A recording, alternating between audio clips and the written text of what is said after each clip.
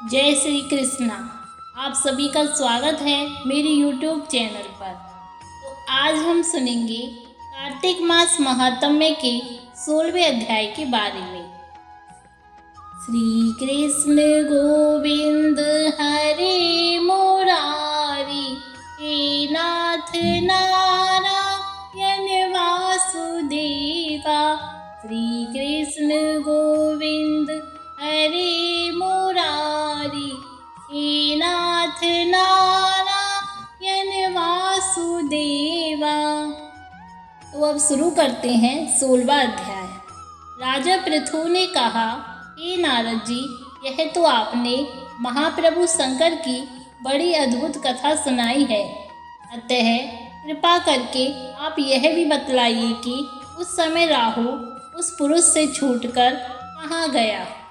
नारद जी ने कहा, उससे छूटने पर वह बर्बर नाम से विख्यात हो गया और मानो नया जन्म पाकर उसने अपने आप को धन्य माना तथा वह धीरे धीरे जलंधर के पास गया। वहाँ उसने शंकर जी की चेष्टा कही।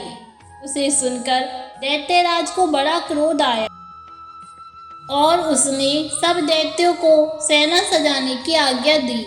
कालनेमी और शुंभ निशुंभ आदि सभी महाबली दैत्य तैयार होने लगे। एक से एक महाबली दैत्य करोड़ों की संख्या में निकलकर युद्ध के लिए तैयार हो गए। महाप्रतापी सिंधु पुत्र शिवजी से युद्ध करने के लिए निकला। उसके आगे महर्षि शुक्राचार्य और छिन्न सिर राहु हुआ। फिर तो उसी समय जलंधर का मुकुट खिसककर धरती पर पड़ा। आकाश में मेघ छा गए और बड़े अपशकुन हुए। उधर इंद्र आदि सभी देवताओं ने एकत्र हो कैलाश पर जाकर शिवजी से सब वृतांत कहा और यह भी कहा कि आपने जलंधर से युद्ध करने के लिए जो भगवान विष्णु को भेजा था वह उसके वशवर्ती हो गए हैं तथा लक्ष्मी सहित जलंधर के अधीन होकर उसके घर में निवास करते हैं। अब देवताओं को भी उसके पास निवास करना पड़ रहा है। अब वह सागर पुत्र आपसे युद्ध करने को आ रहा है, अतः आप उसे मारकर हमारी रक्षा करो। देवताओं से यह सुन शंकर जी ने भगवान विष्णु से पूछा, हे ऋषिकेश, युद्ध में आपने जलंधर का संहार क्यों नहीं किया और बैकुंठ को छोड़कर आप उसके घर कैसे चले गए। तब भगवान विष्णु ने हाथ जोड़कर शिव जी से कहा, उसे आपका अंशी या लक्ष्मी जी का भाई होने के कारण नहीं मारा है। वह बड़ा ही वीर, वह देवताओं से अजय है। मैं सत्य कहता हूँ कि उसे कोई भी नहीं मार सकता। इस पर लक्ष्मी ने मुग्ध होकर, मैंने स्वयं उसके घर में रहने का वर दे दिया है, इसलिए मैं उसके घर में रहता हूँ। हे सूर्यवर विष्णु, आप यह क्या कहते हैं? उस दैत्य जलंधर को मैं अवश्य मारूंगा, इसमें कुछ भी संदेह नहीं है। अब आप सब देवता जलंधर को मेरे द्वारा ही मरा जान अपने स्थान को जाइए। जब शंकर ने ऐसा कहा तो सब देवता संदेह रहित होकर अपने स्थान को चले गए। ठीक उसी समय पराक्रमी जलंधर अपनी विशाल सेना के साथ कैलाश पर्वत को घेर के सिंहनाद करने लगा।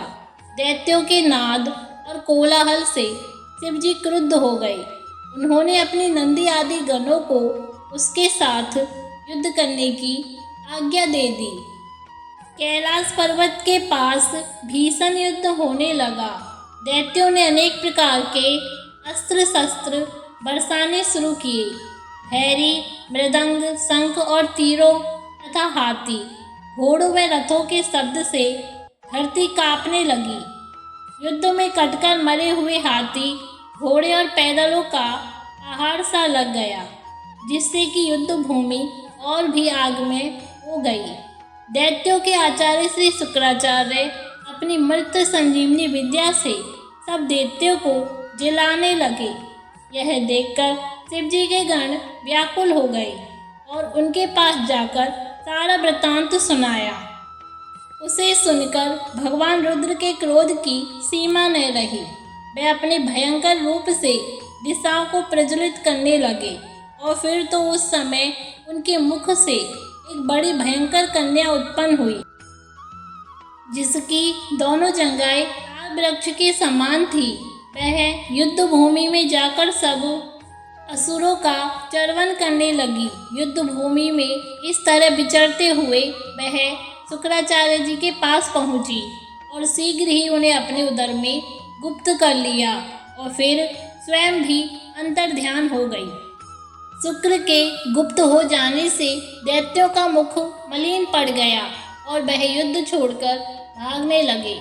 इस पर शुंभ निशुंभ और कालनेमी आदि सेनापतियों ने अपने भागते हुए वीरों को देखकर शिवगणों पर बड़ा कठिन प्रहार किया और ऐसा ही शिवजी के नंदी आदि वीरगणों, जिसमें गणेश और स्वामी कार्तिकेय भी थे, अपने गणों को रोककर दैत्यों से भीषण युद्ध किया। तो इस तरह कार्तिक मास महात्म्य का 16वां अध्याय भी समाप्त हुआ। श्रीमन्नारायण नारायण हरि हरि, श्रीमन्नारायण नारायण।